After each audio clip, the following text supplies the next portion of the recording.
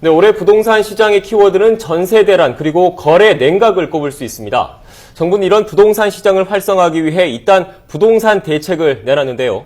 아직 관련 법안의 국회 통과는 지지부진한 상황입니다. 네, 내년에는 과연 부동산 시장의 거래가 살아날 수 있을까요? KB국민은행 박원갑 부동산 전문위원과 함께 자세한 내용 알아보겠습니다. 안녕하십니까? 네, 안녕하십니까? 네, 논란이 됐었던 다주택자 양도세 중과세 폐지 문제 결국 해를 넘기게 됐어요. 그렇습니다. 지금 정부가 거래 활성화를 위해서 다주택자 양도세 중과세를 이제 폐지하는 법안들을 올렸는데 이 분양가 상한제 탄력 적용과 함께 결국은 이제 벽을 넘지 못하고 한 해를 이제 넘기게 되었습니다. 이렇게 될 경우에 이제 다주택자들이 이제 고민이 될 수밖에 없는 건데요. 내년 1월 1일부터는 그러면은 다주택자에 대해서 양도세가 이제 무겁게 매겨지는 거거든요. 두 채는 이제 첫 집을 팔 때 50%가 적용이 되고 3주택자 같은 경우는 60%가 이제 적용이 되는 건데 정부는 어떻게든 간에 이제 1년 정도는 유예를 한번 해보겠다. 뭐 내년이라도 해보겠다 이런 얘기를 하고 있는데 이거를 좀 지켜봐야 될 것 같고요. 네. 이제 문제는 과연 다주택자들 같은 경우에 어떻게 할 것인가가 문제겠죠. 우리는 경우에는 잔금을 최대한 좀 늦춰보는 게 좋을 것 같습니다. 이 양도라 하면 이 계약이 아니라 잔금 기준이니까요. 그렇죠. 그래서 잔금을 뭐 한 달이 아니라 한 네. 두 달 내지 석 달 정도 가져가서 어느 정도 이게 법이 바뀔지 모르니까요. 네. 그에 좀 대응하는 게 좋지 않을까 이렇게 보고 있습니다. 지금 뭐 말씀하신 대로 한다면 내년부터 당장 뭐 양도세, 그다음에 생애 최초 주택 구입자에 대한 뭐 취득세 같은 그 면제도 좀 사라지지 않습니까?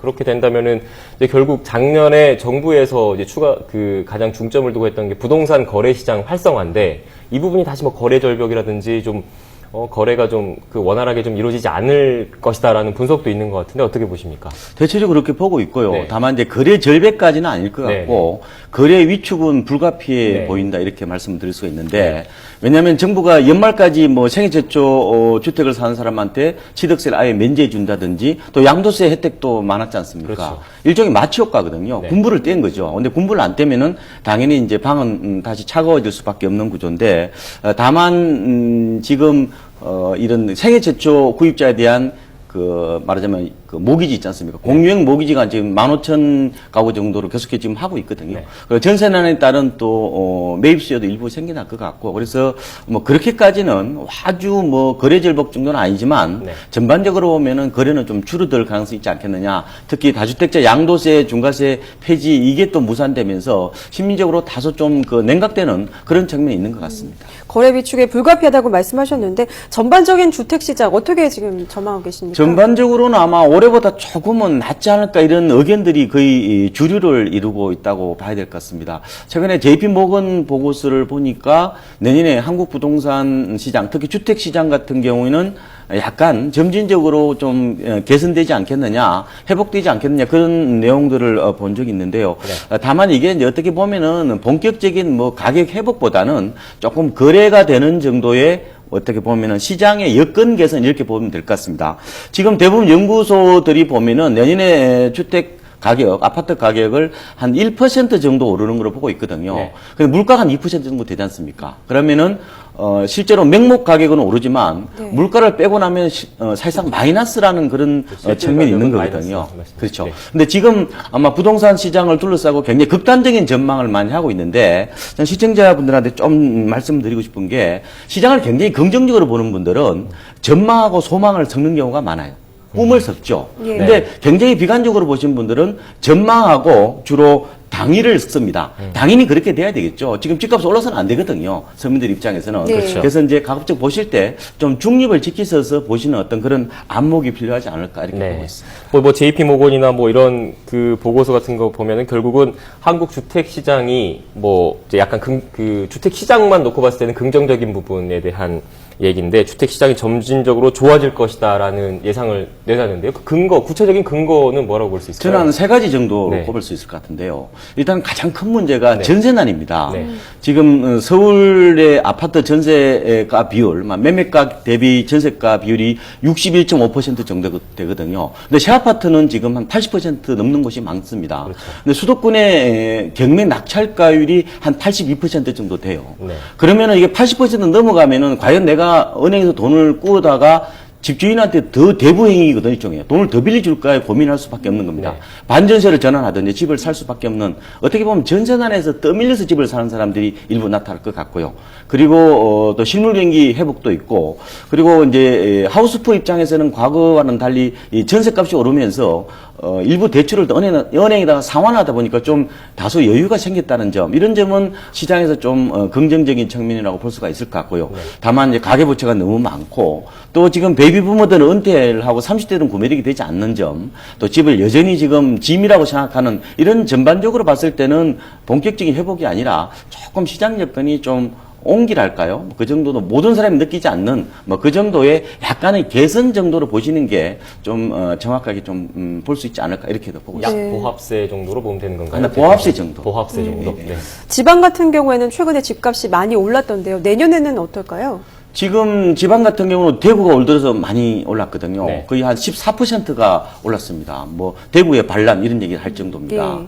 근데 아마 내년 상반기 정도까지는 이런 대구 경북 오름세는 좀 지속이 될 것 같고요. 상승 여진이라는 있는데, 지금 부산이라든지 대전 같은 경우는 그동안에 이제 상반기 때 좀 빠졌거든요. 근데 최근에 이제 그 대책들이 나오면서 주로 소형 저가주택이 혜택을 받는 구조다 보니까 약간 반짝했습니다. 그런데 아마 그거는 내년부터는 다시 약보합세로 접어들지 않을까, 이렇게 예상을 해보고 있습니다. 지금 가장 최근에 문제가 됐던 게 그 경기도 뭐 일부 지역 같은 경우에 미분양 물량들 이거 소화하지 못해서 좀 큰 문제가 되지 않았습니까? 근데 보니까 내년 아파트 분양 물량이 7년 만에 사상 최대라고 하더라고요. 근데 기존에 있던 물량도 아직 지금 소화를 다 못하고 있는 상태인데 이거 어떻게 소화를 다 할 수 있을까요? 다 하지는 못할 것 같습니다. 네. 일단 건설업체들은 내년 아파트 공급 물량을 한 20만 5천 가구 20만, 정도, 네. 올해보다 한 3.9% 정도 늘어나는 건데, 이게 2007년도에 분양가 상한제 밀어내기 할 때, 네. 그때 이후에 가장 이제 많은 물량인데, 지금 서울에서는 한 3만 8천 가구 정도 되고, 경기도에서는 한 6만 가구 정도가 되는데, 주로 재개발, 재건축이 많습니다. 그런데 내년에는 이제 올해처럼 양도세 마취 효과가 사라지기 때문에 아주 입지가 좋거나 아니면 가격 경쟁력이 있는 쪽에만 선별적으로 이렇게 그 수요자들이 대시를 할 가능성이 있거든요. 이렇게 본다면은 아마 상당 부분은 그게 미분양으로 남을 가능성이 있다. 다만 이제 건설세들이 이런 계획을 세워놓고 있지만 네. 상황 여건에 따라 또 이렇게 또 줄일 수도 있기 때문에 아마 이게 그대로 다 공급된다고 보기에는 좀 아직까지는 좀 이르다, 이런 말씀 드리고 있습니다. 네. 참 올해 전세난이 참 심각했습니다. 전세 가격도 많이 올랐는데 내년에는 좀 전세 시장이 어떻게 될까요? 지금과 같은 추세가 이어질까요? 아마 내년 아마 상반기 정도까지는 이런 추세가 진행이 될 거로 보이고요. 네. 근데 전반적으로 지금 연구소들이 얘기를 하는 걸 보면은 올해보다는 상승률이 좀 둔화될 거다, 이렇게 예상을 많이 하고 있습니다. 일단은 아파트 입주 물량이 많고요. 그리고 최근에 글로벌 금융위기 이후에 흔히 이제 짝수해가 많이 오른다고 얘기를 했는데, 오히려 홀수해가 많이 오르는, 네. 말하자면 올해 급상승에 따른 피로감들이 어느 정도 있다, 이렇게 보시면 되겠는데, 다만 이게 지금 새로 내년에 이제 재계약을 해야 되는 분들은 아마 생각보다 그렇게 만만치는 않을 겁니다. 왜냐하면 올해 상승분이 그대로 이렇게 반영되지 않습니까? 예. 이사는 보통 2년마다 다니기 때문에. 그래서 아마 지표하고 막상 느끼는 거는 그렇게 좀 굉장히 편차가 생길 수도 있지 않겠느냐, 이렇게도 예상을 해보고 있습니다. 네, 보통 이제 그 정치권에서 보면 이제 선거철이 다가오면 부동산 시장에서는 약간 호재로 받아들이지 않습니까? 왜냐하면 선심성 공약들이 좀 이렇게 나오는 측면이 좀 있기 때문에.